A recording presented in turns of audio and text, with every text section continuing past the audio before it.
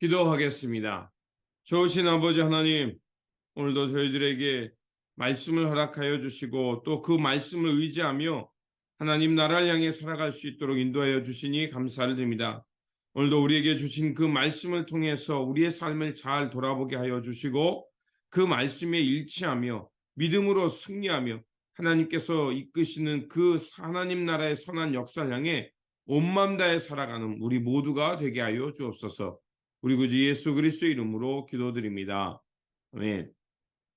오늘 우리에게 주신 말씀은 역대하 26장 6절에서 16절입니다.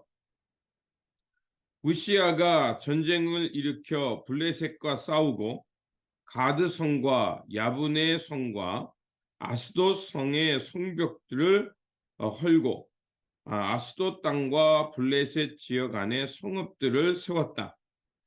그는 하나님의 도움을 받아서 블레셋 사람과 구르바에 사는 아라비아 사람과 마온 사람을 쳤다. 암몬 사람이 우시아에게 조공을 바쳤다. 우시아가 매우 강하게 되었으므로 그의 이름이 저 멀리 이집트 땅에까지 퍼졌다. 우시아는 예루살렘의 성 모퉁이 문과 골짜기 문과 성굽이 이 세 곳에 망대를 세우고 그곳을 요새로 만들었다. 그에게는 기르는 가축이 많았다.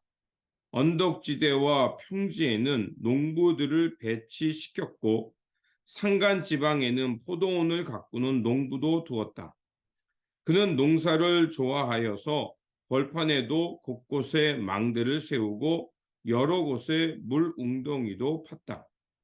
우시아에게는 언제든지 나가서 싸울 수 있는 큰 규모의 군대가 있었다.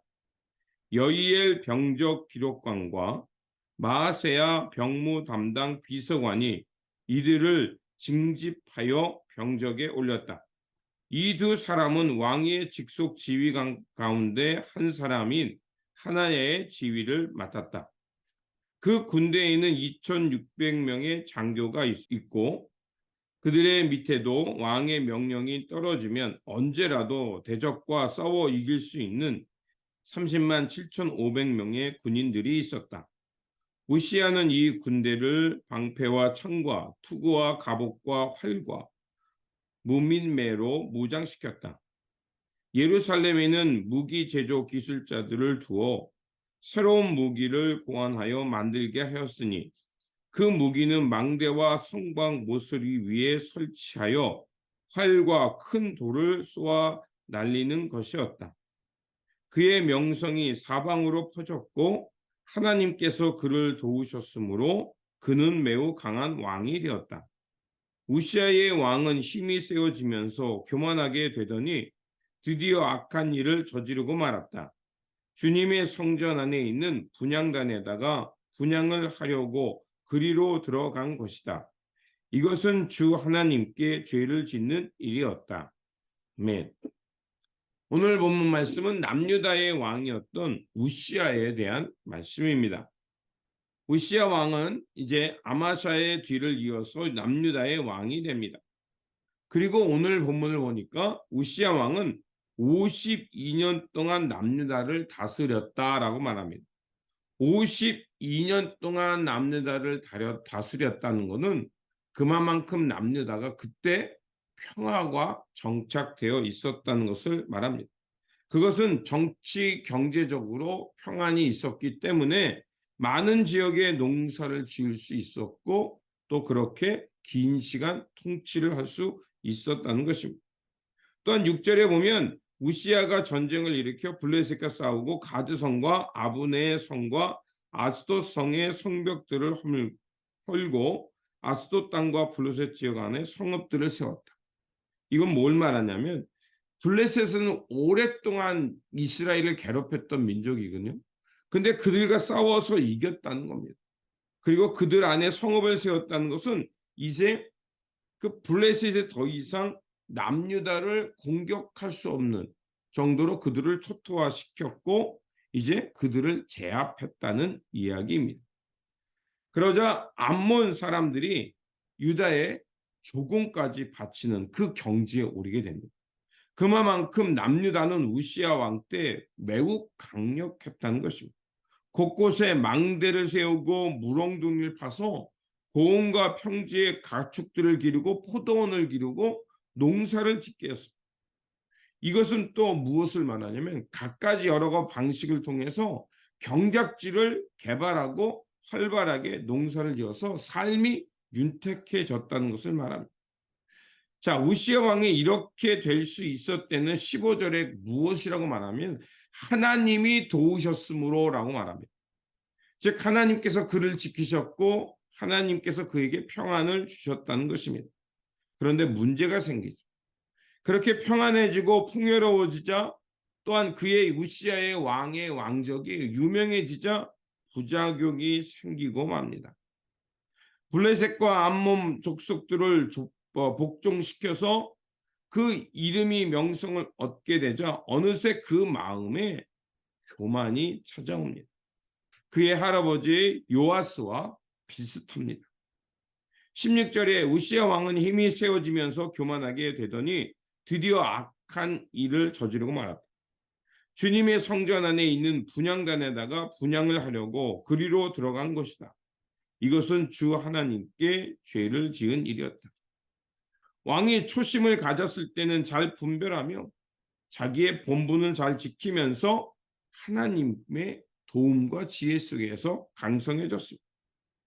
그런데 어느 날 자기의 힘이 막강해지자 어떤 생각을 했냐면 이제 종교도 자기가 컨트롤하고 싶었던 겁니다. 즉 종교도 자기의 왕권, 자기의 뜻에 따라 움직이는 권력으로 만들고 싶었던 것입니다. 그런데 우리는 모세와 아론의 혈통이 아닌 다른 사람이 하나님 앞에 분향하러 나갔다가 문제가 생겼던 것을 우리는 알 수 있죠. 바로 광야에서 있었던 일입니다. 민수기 16장 40절에 보면 고라와 다단 온이 당을 짓고서 모세와 아론에게 반기를 듭니다. 그리고 왜 너희들만 제사장이 되냐? 우리도 제사장이 되겠다는 것이었습니다.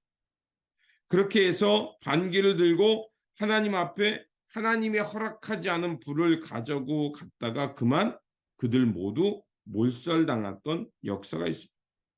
그래서 그들은 율법에 하나님 앞에 이 분향하는 것 그리고 하나님 앞에 예배를 집도하는 것은 아론의 자손 외에는 다른 사람들이 분향하지 못하도록 철저하게 그 율법에 그 명령해 놓았던 것입니다. 하지만 우시야 왕은 그 명령을 거스리면서 자신의 말을 잘 듣는 종교, 자신이 시키는 대로 하는 종교를 만들기 위해 그만 분향당에 나갔다가 그 이마에 문둥병이 생기면서 그는 평생 은둔 생활을 하다가 마감해야 했습니다. 그 사건이 17절과 18절에 나옵니다. 아사랴 제사장이 용감하고 힘이 센 주님의 제사장들 80명을 데리고 왕의 뒤를 따라 들어가 우시야 왕을 말렸다. 제사장들이 외쳤다. 우시야 임금님께서 들으십시오. 주님께서 분향하는 일을 왕이 하는 일이 아닙니다. 분향하는 이 직무를 수행하도록 거룩하게 구별된 제사장들, 곧 아론의 혈통을 이어받은 제사장들만이 할 수 있는 일입니다. 이 거룩한 곳에서 어서 물러나시기 바랍니다. 왕이 범죄하였으니 주 하나님께 높임을 받지 못할 것입니다. 결국 제사장들에 의해서 금지되었고 그리고 우시야 왕은 하나님 앞에 함부로 분향을 하다가 나병에 걸렸습니다. 초심을 가졌을 때 우시야 왕은 하나님이 보시기에 정직히 행했고 하나님이 그를 도우셨습니다. 그래서 그 땅 가운데 평안과 번영이 임했습니다.